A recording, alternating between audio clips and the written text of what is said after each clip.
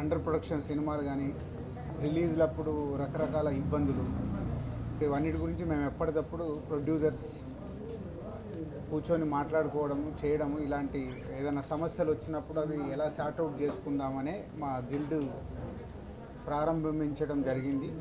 చాలా మట్టుకు మా గిల్డ్లో కూర్చొని మేము సార్ట్అవుట్ చేసుకోవడానికి ఎప్పటికప్పుడు ప్రయత్నం చేస్తూనే ఉన్నాం.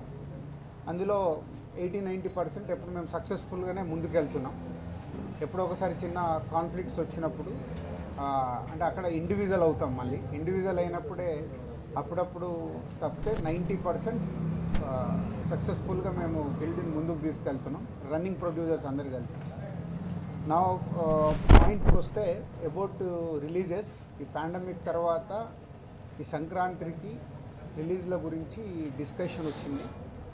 సో మీ అందరికీ తెలిసిందే, RRR and Bheemla Nayak and Radheshyam మూడు ఈ జనవరి సంక్రాంతి ముందు సంక్రాంతికి రిలీజెస్ అనుకున్నాం, ప్రొడ్యూసర్స్ అనుకొని అనౌన్స్ చేయడం జరిగింది.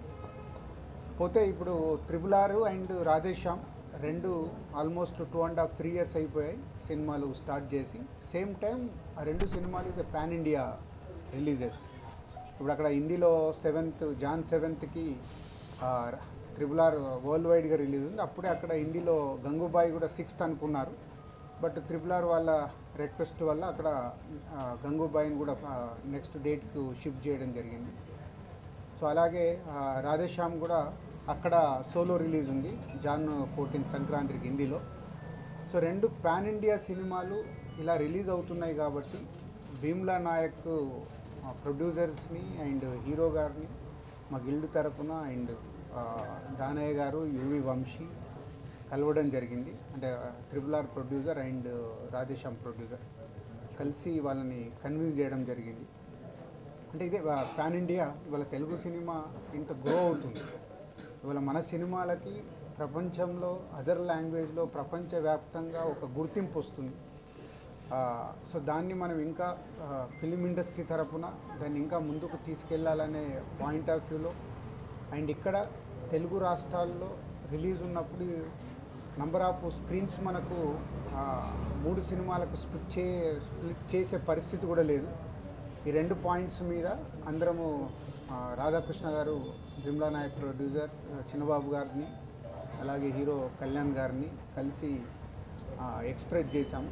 దానికి వాళ్ళు సానుకూలంగా ఆలోచించి సానుకూలంగా స్పందించారు. సో వారికి మా గిల్డ్ ద్వారా థ్యాంక్స్ చెప్తున్నాము.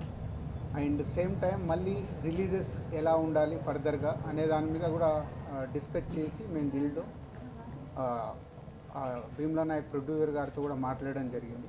సో దానికి February 25th Bheemla Naik release అయ్యేలాగా అక్కడ యాక్చువల్ మేము F3 రిలీజ్ చేయాలి. February 25th F3 అనౌన్స్ చేసి ఉన్నాము. సో భీమ్లా నాయక్ ఇక్కడ సంక్రాంతి నుంచి అక్కడికి మూవ్ కావాలి కాబట్టి February 25th శివరాత్రి డేట్ అది. సో ఆ డేటు భీమ్లా నాయక్ రిలీజ్ అయ్యేలాగా చూస్తున్నాము. మా F3ని April 29. So April 1st Mahesh గారు అనౌన్స్ చేశారు, April 14th KGF అనౌన్స్ చేశారు. సో ఇంకొక డేట్ చూస్తే April 29th డేట్ ఉంది. దానికి మా F3ని April 29th షిఫ్ట్ చేస్తున్నాం. సో ఇలా మా గిల్డ్లో ఈ రిలీజెస్ గురించి కానీ అదర్ ఇష్యూస్ వచ్చినప్పుడు అందరం కూర్చొని అన్ని సార్ట్అవుట్ చేసుకునే ప్రయత్నాలు చేస్తే ముందుకెళ్తున్నాం. సో అప్పుడప్పుడు మనకు మిడ్ రేంజ్ సినిమాలు, పెద్ద సినిమాలతో పాటు మిడ్ రేంజ్ సినిమాలు కూడా క్లాష్ అవుతుంటాయి. అప్పుడు కూడా ప్రొడ్యూసర్స్ వచ్చి కూర్చుంటే వాళ్ళని ఎలా సార్ట్అవుట్ చేయాలి, రిలీజ్ డేట్ ఎలా చూడొచ్చు అని ఎప్పటికప్పుడు ప్రయత్నాలు చేస్తూనే ఉన్నాం. అందులో 90% సక్సెస్ఫుల్గా వెళ్తున్నాం. ఎందుకంటే ఇప్పుడు స్పెషల్గా ఇది పాండమిక్, ఇది ఎప్పుడు సెకండ్ వేవ్ కూడా అయిపోతుంది. ఇప్పుడు థర్డ్ వేవ్ గురించి ప్రపంచవ్యాప్తంగా డిస్కషన్లో ఉంది. అదేం అగ్రెసివ్గా లేదు కానీ డిస్కషన్ ఎప్పటికప్పుడు జరుగుతూనే ఉన్నాయి. అవిటిని కూడా చూసుకుంటూ మేము రిలీజెస్ ప్లాన్ చేసుకోవాల్సి వస్తుంది లాస్ట్ 2 years నుంచి. సో అందరం స్ట్రగుల్ పడుతున్నాం.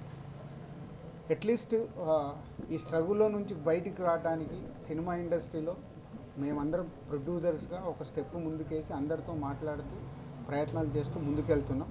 సో దీన్ని మా రన్నింగ్ ప్రొడ్యూసర్స్ అందరూ అంటే ఆల్మోస్ట్ ఒక 45 ఫిలిమ్స్ ప్రొడ్యూసర్స్ గిల్డ్కి అనుసంధానమై ఉన్నారు. రన్నింగ్ ప్రొడ్యూసర్స్ ఎవరున్నా గిల్డ్లో మెంబర్స్గా వాళ్ళు టచ్లోనే ఉంటారు. వాళ్ళది ఏ ప్రాబ్లం ఉన్నా సాధ్యమైనంత మటుకు ఎవ్రీ వీక్ మా వర్కింగ్ కమిటీ కూర్చొని సార్ట్అవుట్ చేయడానికి ప్రయత్నం చేస్తూనే ఉన్నాము. ఒక్కొక్కసారి మిస్ అవుతాయి. అంటే ఇప్పుడు మా దగ్గర కూడా ఇంతమందిని కన్విన్స్ చేయడం ఒక్కోసారి మిస్ అయిన దాన్నే మిస్ అయిన పరిస్థితులు ఉన్నాయి. అవి కూడా మేము సార్ట్అవుట్ చేయడానికే ట్రై చేస్తాం, మా పని అది. సో మా చిన్నబాబు గారికి, భీమ్లా నాయక్ ప్రొడ్యూసర్ చిన్నబాబు గారికి thank you very much sir. అలాగే హీరో కళ్యాణ్ గారికి థ్యాంక్ యూ సార్. మా గిల్డ్ మిమ్మల్ని రిక్వెస్ట్ చేయగానే మీరు అర్థం చేసుకొని ఇచ్చినందుకు, డేట్ షిఫ్ట్ చేస్తున్నందుకు థ్యాంక్ యూ వెరీ మచ్.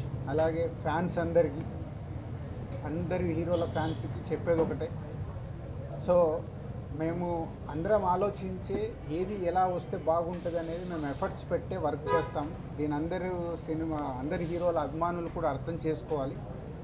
ఒకసారి డేట్ అనౌన్స్ చేశాం కదా, రాలేకపోతున్నామని మీకు ఒక ఫ్రస్ట్రేషన్ ఉంటుంది. మీ హీరో సినిమా ఎప్పుడు తొందరగా వస్తే చూడాలని మీకు ఉంటుంది, అలాగే మాకు ఉంటుంది ఎప్పుడు తొందరగా రిలీజ్ చేయాలని. బట్ కొన్ని సిచ్యువేషన్స్ని మేము ఇలా అందరం మాట్లాడుకొని చేస్తున్నప్పుడు అందరు అభిమానులు కూడా అర్థం చేసుకోవాలి. ఏ హీరో అభిమానులైనా ప్రతి హీరోకి ఇలాగే వస్తూ ఉంటుంది, మీరు అందరూ అర్థం చేసుకుంటారని కోరుకుంటూ thank you very much. Raju గారు మొత్తం ఎక్స్ప్లెయిన్ చేశారు మీకు.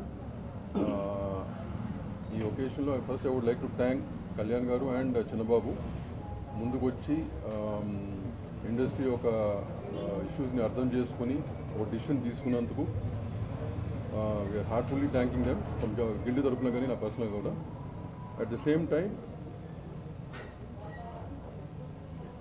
ఇప్పుడు మోస్ట్ రిక్వైర్డ్ థింగ్ ఏంటంటే అండి, ప్రొడ్యూసర్స్ అందరూ కూడా కలిసికట్టుగా ఉండటం అనేది చాలా ఇంపార్టెంట్. ఎందుకంటే డబ్బు ఎవరిదైనా డబ్బే, ప్రతి ఒక్కరితో వ్యాపారమే. కానీ ఇట్లాంటి ఇష్యూస్ వచ్చినప్పుడు తలో చేసి ముందుకెళ్ళటం అనేది చాలా ఇంపార్టెంట్ ఇప్పుడున్న పరిస్థితుల్లో. ఫైనాన్షియల్గా అవ్వచ్చు, at the same time to pass on a message towards other producers or to the industry also. It's very important అండి. అండ్ 2 years బ్యాక్ కూడా 2 సినిమాలకి ఇట్లాగే వచ్చినప్పుడు మాట్లాడితే ఆ ఇద్దరు హీరోలు కూడా చాలా పాజిటివ్గా తీసుకున్నారు. మహేష్ అలా వైకుంఠపురం అండ్ సరళి నీకు ఎవరు, మహేష్ అండ్ బన్నీ ఇట్లాగే కోఆపరేట్ చేశారు. రాజు చెప్పినట్టు అందరూ ప్రొడ్యూసర్ ప్రతిసారి అవ్వకపోవచ్చు, బట్ పాస్ట్ ఫ్యూ ఇయర్స్ నుంచి 1 by 1 చేసుకుంటూ వస్తున్నప్పుడు అందరూ సానుకూలంగా స్పందించి they are cooperating now. So over period of time the atmosphere in the industry has to improve and will improve for the betterment of the industry. ఇది ఏంటంటే ఏ ఇండివిజువల్ని కాదు, వ్యాపారాలు ఇండివిజువల్గా ఉన్నా కానీ ఓవరాల్ బెటర్మెంట్ ఆఫ్ ద ఇండస్ట్రీకి ఉపయోగపడే డిసిషన్స్ కాబట్టి ఇంత పాజిటివ్గా అందరూ ముందుకెళ్తే they are so many other issues అన్నీ కూడా ఇంతే పాజిటివ్గా సాల్వ్ అవుతాయని ఆశిస్తున్నానండి. So thanks once again Kalyan and Chinnababu గారు, thank you very much.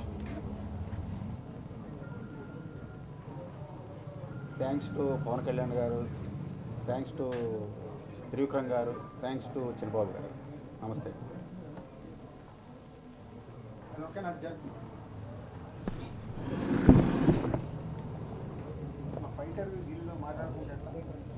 Producer guild అనేది మేము ఎందుకు స్థాపించాము, దాని ఆబ్జెక్టివ్స్ ఏంటి, అవన్నీ కూడా ఈ చర్యల ద్వారా వీఆర్ ఏబుల్ టు ప్రోగ్రెస్ అండి. యాక్చువల్గా మాకు ఏదైనా చిన్న ఇష్యూస్ ఉంటే అందరూ కూర్చొని సాల్వ్ చేసుకోవడం కోసమే ఇది పెట్టుకున్నాం గిల్డ్ అనేది. అండ్ ఇవాళ తానయ్య గారు కానీ వంశీ కానీ వాళ్ళ మూవీస్కి సంబంధించి చిన్నబాబు గారిని పవన్ కళ్యాణ్ గారిని అడిగినప్పుడు వాళ్ళు ఒప్పుకోవడం, ఫ్యూచర్లో కూడా ఇట్లాంటి చిన్న చిన్న ఇష్యూ, ఇది మేజర్ ఇష్యూ కింద లెక్క, బట్ స్మాల్ ఇష్యూస్ ఏమైనా ఫ్యూచర్లో వచ్చినా అవి కూడా రిజాల్వ్ చేయడానికి ట్రై చేస్తాం. ముందు మాకు లోపల ఉన్న ఇష్యూస్ మేము సాల్వ్ చేసుకుంటే next we have so many other issues outside also. So we hope will all be together. ఇక్కడ ఎవరి కోసం చేయట్లేదు, అందరి కోసం చేసుకుంటాం. ఇక్కడ that's the only slogan we have here. When we're all united will definitely succeed. So ఇంకొకసారి చిన్నబాబుకి, వాళ్ళ టీంకి, పవన్ కళ్యాణ్ గారికి, వాళ్ళందరికీ కోఆపరేట్ చేసినందుకు థ్యాంక్స్ చెప్తా. This is for the good of the industry. ఇట్లాగే కంటిన్యూ అవ్వాలని కోరుతున్నాం.